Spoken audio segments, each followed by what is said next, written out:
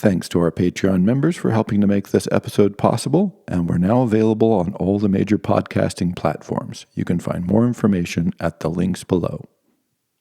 Good evening, ladies and gentlemen, and welcome to Reading the Red Book Part 5. And at this point, you may be asking, why am I reading this crazy book? Maybe you're loving it and enjoying it, but you might say to yourself, I've got some questions along these lines, is this really philosophy? And I think Jung would say no, that he wasn't trying to do philosophy. Pretty clearly, this isn't what he's trying to do. But I don't see necessarily that we need to believe him. But what this book does, and one reason I like it, is because it raises so many questions. And so if by philosophy or a philosophical work you mean a systematic working through of a clear question that has been presented with an articulated framework, and evidence is marshaled in a logical way, then clearly this is not a work of philosophy, because obviously that's not what he's doing. And which is not to say that is not valuable, by the way, like clear logical structures against clearly articulated questions is very valuable. So it's not that that has no value or merit. However, that doesn't mean there aren't other possible approaches.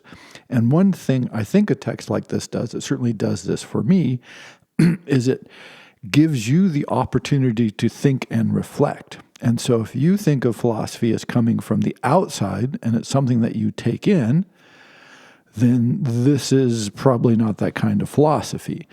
If you think of philosophy as something, as a dynamic process in which certain questions and certain interactions spur inspiration and reflection, then I think this can certainly be, if not itself philosophical, even though it raises many philosophical ideas, a spur to philosophy, which is also very valuable.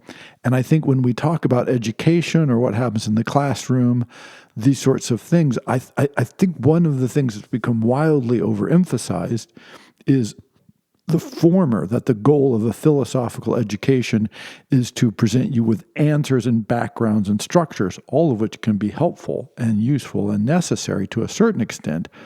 But equally important, and perhaps even more important in some ways, is does it give you an inspiration to think philosophically? Does it give you an inspiration to reflect and to grow and to pursue the sort of thinking and reflections and insights that might come from that, those sorts of processes? And so what a work like Jung's Red Book certainly does is challenge us to do that, because I was thinking this in particular because this opening section here in part 5, we're at the conception of God, is so slippery. And I went back and looked at the original German here, which is itself challenging. So my modern German is good. The German that Jung is deploying here is not what you would call standard modern German. And so as far as I could tell, and probably my German is not good enough to really do this, there's no reason to suspect that the translation is off. But what you may notice in the translation, and this is why I went back, is the reference here, like who is the I, who is the you, why is the spirit of the depth suddenly become a he when it was a she and is sometimes an it, right? These sorts of movement within the text does in fact reflect the instability in the way, or the inconsistency in the way that Jung was writing it. But I do think this is, again, important. It's a difference between having a philosophical question like what was Socrates' concept of, the eternal form, or what was the primary meaning of the parable of the cave. Those are philosophical questions that can be answered by clear study and helpful knowledge about the Socratic dialogues and Plato's theories of the absolute forms and, so on and so forth. A very different question is to say, in the parable of the cave, what would happen if, suddenly everyone was forced to leave the cave communally? Right? And so the parable of the cave, this would very much undercut some of the communication issues that he talked about. Like what happens if everybody goes out? So there's no clear answer here. In fact, the parable of the cave is simply a made-up parable, kind of like the visions that Jung is having here. And then Plato reflects on that parable and gives us an answer. And so then we receive these parables within context that have explanations. And so we're used to reading them in particular lights, which make them seem more sensible. And also the parables are often chosen to have clear narrative elements and to illustrate specific points, which is, theoretically a helpful idea. In this case, we get potential parables that have no clear rules, are not terribly clearly presented, and there's no reason to believe that Jung's reading of them are particularly accurate.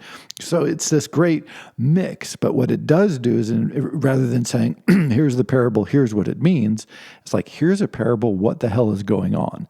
And because Jung gives us his process of saying, well, here's something I saw, a vision I encountered in my dreams, and here's what I kind of tried to make of it. And notice, even in his recounting of what these things mean, it shifts around a lot.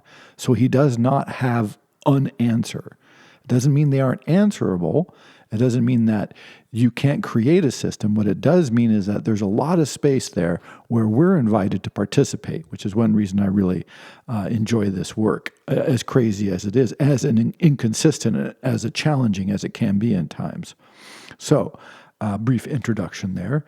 So here, the conception of God, and I do want to note that for Jung, and in Jung's world, again, raised as a very conservative Christian of the most orthodox Calvinist kind, to try and reconceptualize God is essentially to try and transvalue all values. He's taken up Nietzsche's challenge.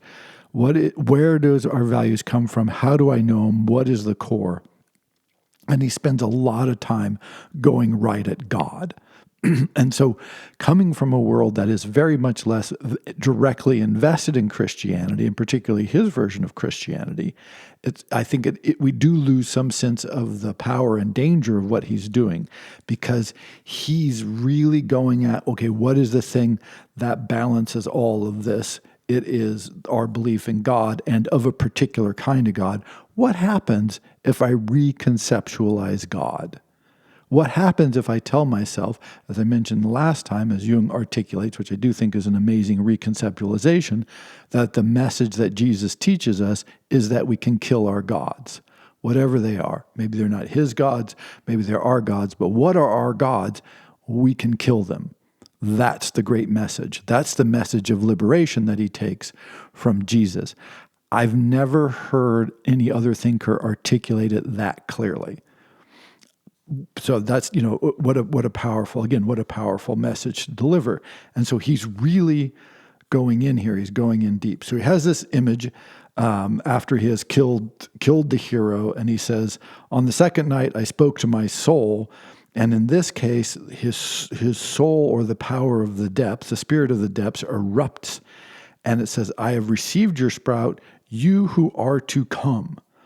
And what I think is another important reference here is, this is the language Nietzsche kept using, that, the Superman or the Oberman, the Overman is coming.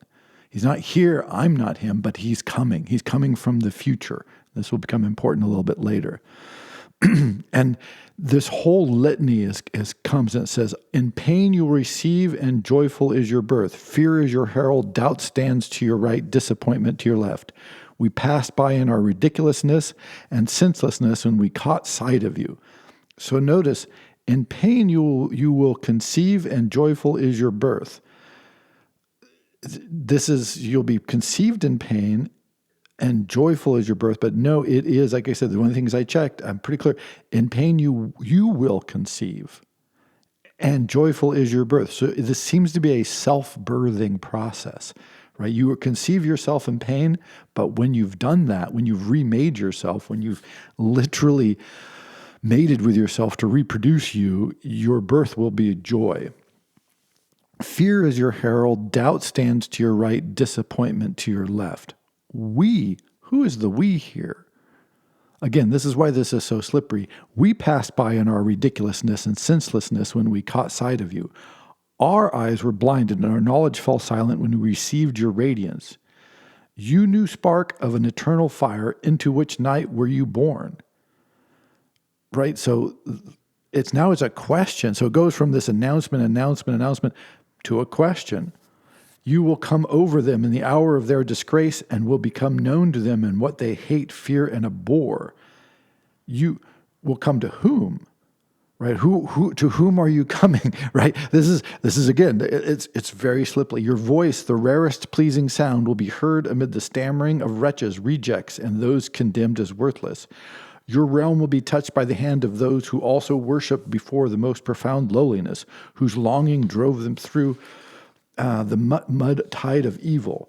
You will give your gifts to those who pray to you in terror and doubt, and your light will shine upon those whose knees must bend before you, unwillingly, and who are filled with resentment.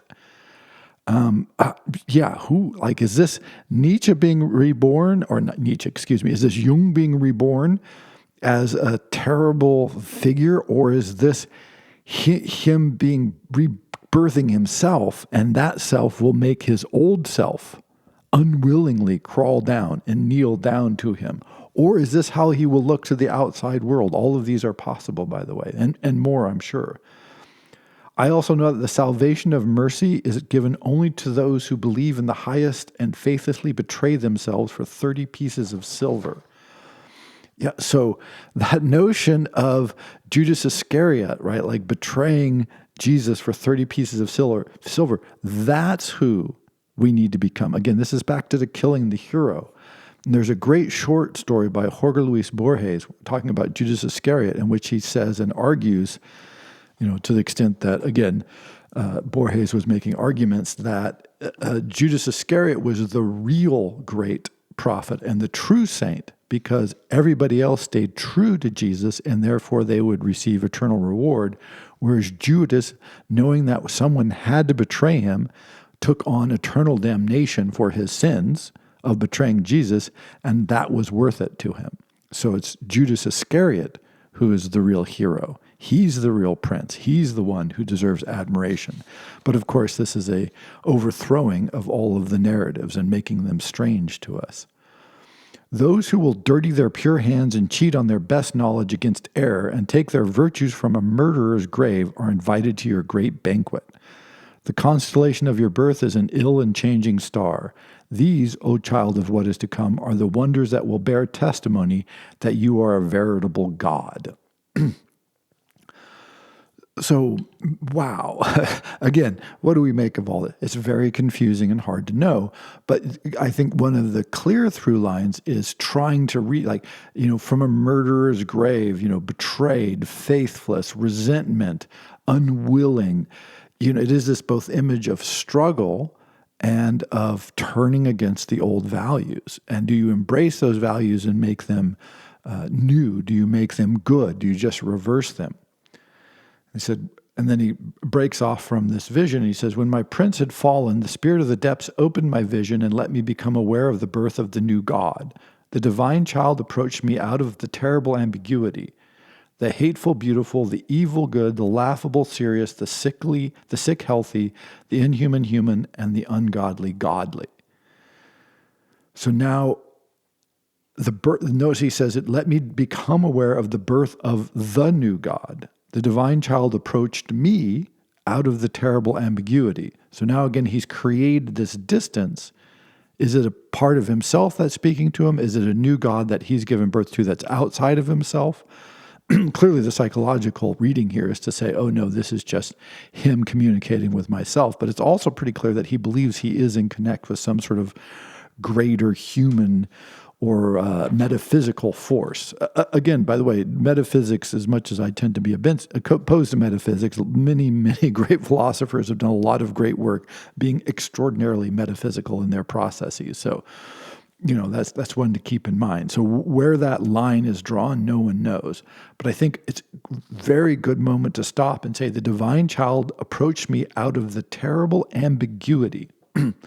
And there's a great work by Simone de Beauvoir that this made me think of, in praise of, not in praise of ambiguity, the ethics of ambiguity. Sorry, there, little brain switch. The ethics of ambiguity, in which basically she articulates at length and clearly precisely what Jung tries to articulate here with these crazy visions and his response to them. And the thing she points out is that our culture and our philosophy, particularly over the last 200 or 300 years, has put way too much emphasis on artificial clarity, artificial distinction, and artificial binary oppositions. And so she says it's better and more helpful within a complex world filled with complex people with deep psychology to try and think more within this land of ambiguity. So some of the examples I'm trying to think that one of the things is she says, look, we're free, but we have material constraints, as for instance. So yes, free, but not absolutely free. Like, what would even absolute freedom mean? What it kind of, if you're a mortal human, even pondering absolute freedom as a way to try to escape from the ambiguities of being a mortal human, sort of already means you're thinking incorrectly, like you've made a thought mistake. It's embrace the ambiguity. So this is one of these things that happens all the time. It's kind of moderately irritating. It's like, oh, how would you know it's dark if you didn't have light? How would you know if you have pleasure if you didn't have pain? And almost inevitably, people want to give you these series of strongly clear binary oppositions, as if life is made up of a series of really highly clarified binary oppositions. I find this to be not inevitably not true, but I think a better example is sort of where Simone, I'm a big fan of Simone de Beauvoir, so I lean, and partly because of this book was one that really I went, wow, here we go. She's really doing some amazing thinking, and her writing is absolutely beautiful, by the way. So, but that embrace to say, no, this isn't a problem. This doesn't mean there's a weakness in thinking. This isn't something that needs to be clarified. Of course, things come mixed. Of course, our world is mixed and complex and many-sided and elusive and variegated, right? That notion. And so this out of the terrible ambiguity, right? Why do we seek so much moral clarity, right? It's probably, what's a universal rule that we can apply in all times? And it's like, well, that seems like a really inhuman idea. And this is kind of the path that Jung goes down here for a bit. I understood that the child God whom we seek in the absolute was not to be found in the absolute beauty, goodness, seriousness, elevation, humanity, or even in godliness, once God was there. I understood that the new God would be in the relative. Right. So this is an interesting, which is to say in relations. So how things are related to different things is how elements are going to come out and to be understood, not in the absolute good, not in the absolute bad, not in the perfect or the imperfect, but in the mix of all of these, in the great melange of life. But notice this is, again, a complete transvaluation of the values that we're supposed to associate, particularly with figures like God and Jesus. Right? So there's many philosophical and theological debates about whether Jesus was perfect when he was a man or whether he could be flawed as a man but was perfect when he became God, right? These kinds of debates. That is misleading for Jung here. This is not what we're supposed to be after. We're supposed to be after this mix. He says, I understood that the new God would be in the relative. If the God is absolute beauty and goodness, how should he encompass the fullness of life, which is beautiful and hateful, good and evil, laughable and serious, human and inhuman? How can man live in the womb of God if the Godhead himself attends to only one half of him? So again, he's still using the binaries, but part of what he's trying to do here is to say, look, you need the binaries, which are going to give you that kind of mix, and it's all going to be there together. But you can see even his thinking, as he tries to break through it, reproduces this. It throws us back into this notion of, it's extreme opposites. It's that, again, to go back, it's Platonic perfect forms, right? Somewhere out there must be this perfect form that it's confused in this world, but somewhere else it's not confused. Or is just confusing world at all times, in all places. And any attempt for it not to be a confusing world essentially leads us astray. So he goes on into, he has this passage that articulates this pretty clearly. If we do not have the depths, how do we have the heights? Yet you fear the depths and do not want to confess that you are afraid of them. It is good, though, that you fear yourselves. Say it out loud that you are afraid of yourselves. It is wisdom to fear oneself. Only the heroes say that they are fearless, but you know what happens to the hero, i.e., I'm going to sneak up behind him and kill him, right? You got to murder that hero. But notice, again, even in this paragraph, things shift. But it's like, oh, again, you get the contrast. How do we know you have the depths if you don't have the heights? Yet we fear the depths and do not want to confess that we are afraid of them. It is good, though, that you fear yourselves. Notice this, right? Like he's shifted immediately. This is why I think it's more interesting than just the binary opposition, because he says, oh, how do you have the heights without the depths? You're afraid of the depths. You fear yourself. It's good. Notice this leap. It's good to fear yourselves. Know that you have power in you that should cause you to be fearful. And he's feeling that very strongly because, of course, he's imagining himself as killing God. And so all of a sudden he's like, oh my gosh, I might be the kind of person who kills God. Now I'm getting a little afraid of myself. Only heroes aren't afraid of themselves. Pretend that they're so virtuous and so perfect that they have no reason to fear themselves. And pretend, he says, only they say that they are fearless. He does not believe that they are. With fear and trembling, looking around yourselves with mistrust, go into the depths. But do not do this alone.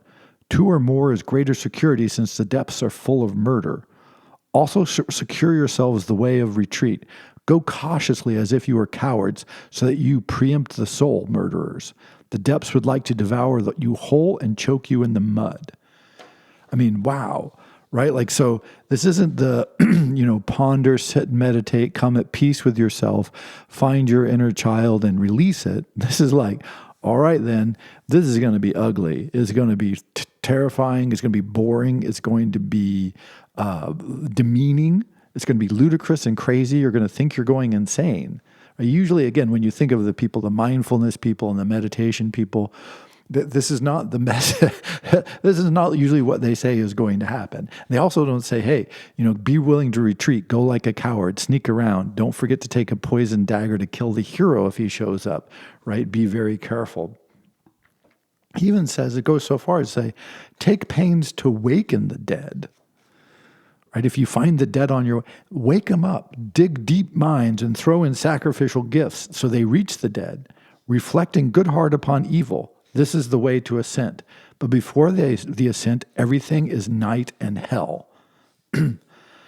Wow. What do you think of the essence of hell? Hell is when the depths come to you with all that you no longer are or not yet capable of. Hell is when you can no longer attain what you could attain. Hell is when you must think and feel and do everything that you know you do not want. Hell is when you know that your having to is also a wanting to, and that you yourself are responsible for it.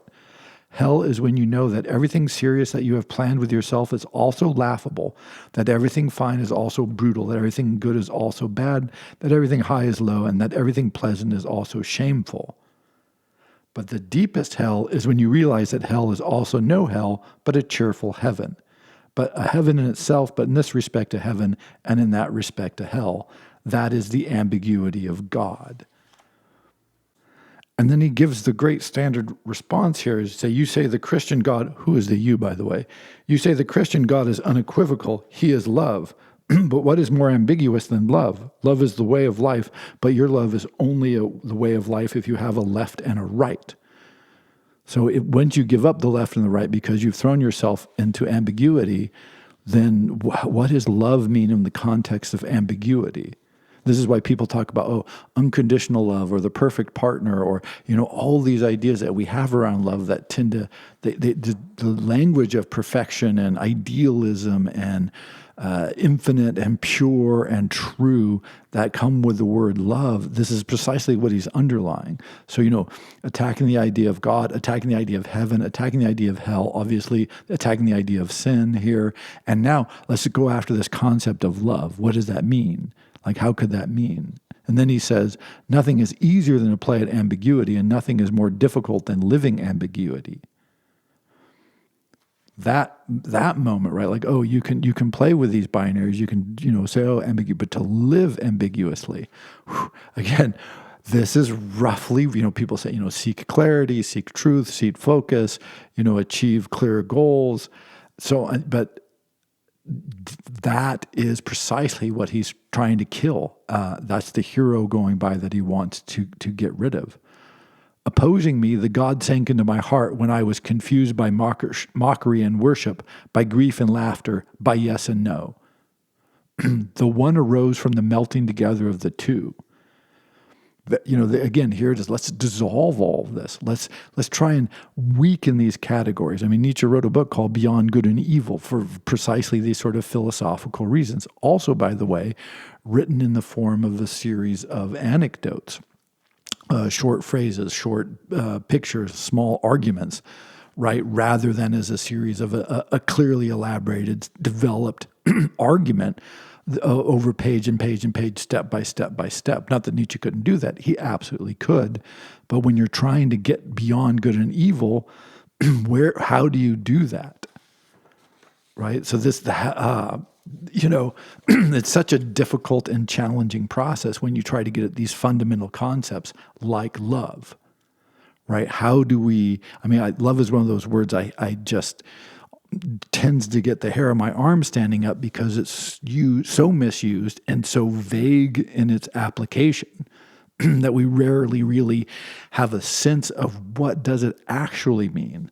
And so one thing, again, that I think Jung is good at doing here is he's doing it to himself, but I think he's also inviting us to take this moment and say, hey, what are the ambiguities of love? When is it unclear? What is the power of love that we mean when we say love, and why do we think it has so much power? And does that require clarity, or is it some ambiguous nature of that? And then it goes on a little bit more. Just so much to cover, but I'm trying to stick on this one particular line. And he says, about a page later, the hero must fall for the sake of our redemption, since he is the model and demands imitation. Right? There it is, right? It's if you meet the Buddha, kill him, because you're going to try and be like the Buddha. It's the Taoist, the path that is a path is no path. Oh, you see the hero, you know the hero, don't imitate him, kill him, get rid of him, because then you have some space there. Then we have a way to be yourself. Selfish desire ultimately desires itself. You find yourself in your desire, so do not say that desire is vain. If you desire yourself, you produce the divine Son in your embrace with yourself. Your desire is the Father of God. Yourself is the Mother of God, but the Son is the new God, your Master. Whew. Okay, does this make any sense? Maybe, maybe not. But again, notice that coming from his tradition, the concept of desire is, and its close association with pleasure, which will come jumping up in the next section, is that's basically always delivered as an evil. The only desire that is good is the desire for God. And even that, there's kind of like, they're saying you can desire God too much. It becomes sort of a voluptuous desire, in which case that's not okay either. So you have to, even desiring God has to be desired in the right way. But generally, desire is considered to be vain or a sin. But here, Jung turns this around again, trying to turn all these values around and say, no, if you desire yourself, this is where God is. But notice, this makes you very much like God, which is obviously somewhat heretical, let us say. And again, he keeps shifting it around. He can't write this clearly. I don't know if it's because he doesn't want to, or if he just can't clarify it in his own mind yet. If you embrace yourself, then it will appear to you as if the world has become cold and empty. The coming God moves into this emptiness, right? If you are in yourself, you become aware of your incapacity. You will see how little capable you are of imitating the heroes and of being a hero yourself. So you will no longer force others to become heroes. Like you, they suffer from incapacity. Incapacity too wants to live, but it will overthrow your gods. So here's the narrative again.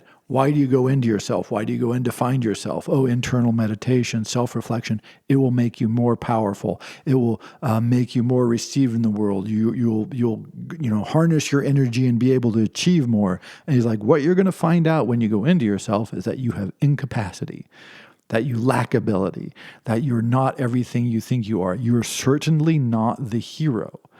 And because you're not the hero, and because you recognize that you're not the hero, you don't expect other people to be the hero. You're not Jesus. You don't expect other people to be Jesus. And so all that will go away. You'll recognize that, oh, they have their incapacities and inabilities and limitations, just as I do. They shouldn't be worried about perfecting themselves because perfection is this weird, they should live in their ambiguity. I should live in my ambiguity. And so this will transform the world, not because you're wise, all-knowing, all-seeing, powerful, and this focused divine light sort of Buddha figure or Jesus figure or prophet figure, but because you've liberated yourself, and with that, your expectations of other people around you. And so again, a really embracing the truth of ambiguity, looking inside and finding your limits and loving your limits and saying, oh, my limits are great. And other people's limits are going to be just like mine, different flavor perhaps, but they're going to be similar. And so the conception of God chapter, right? Like, let's change our conception of God. How hard could that be? I was trying to think of a close equivalent in our own society, and the only thing I could really come up with was coming over, like somehow getting rid of the idea of money, right? If we could so overwrite our minds that we could get rid of the idea of money, then we might be somewhere. But think of what a challenge that is, because we're just dipped in it. We're just absolutely immersed in the concepts, language, social structure, social outlooks, and to try and really break that, to try and really come to grips with that would be hugely difficult. But I still don't think it would be quite as difficult as it would be relative to what Jung is trying to do with his own Christianity, and against, of course, overthrowing all the would-be values of his society. So the next chapter, Mysterium Encounter, oddly sort of carries on these themes, but it gives us a new moment in the book. And this is where he lays out for the first time an almost play-like narrative in which he encounters Elijah, an Old Testament prophet, Salome, and a snake. And so the imagery here is very evocative, and he ponders that. But the key message here, or a couple of key messages, one is that Elijah keeps saying that Salome is his daughter, and that Salome loves him. Don't you love Jung? Don't you love Salome? And of course, this is wrong in every way. So Elijah was an Old Testament prophet. He was noted for being very faithful to Judaism in the day and fighting the local pagan gods. Baal, I believe it was the one that he was rebelling against, and for foretelling the coming of the Messiah, or his prophecies were supposed to be that. And so now Salome was known for her mother. John the Baptist looked very poorly on the marriage of Salome's mother to the king because she had been married to the king's brother, sort of a precursor to Hamlet, if you will. And so John the Baptist said, no, you can't do this. This is, an offense to God. And this really upset Salome's mother. Now, she did a famously erotic dance in theory for the king, and he said, wow, that was amazing. I'm very excited and lustful now. Tell me what you want, anything up to, I believe, half my kingdom, and I'll give it. And her mother said, ask for John the Baptist's head. And so she did, and so they went and cut off the head of John the Baptist and gave it to Salome, who then gave it to her mother. This guy rubbished you, I got his head cut off, now we're all even. Wow.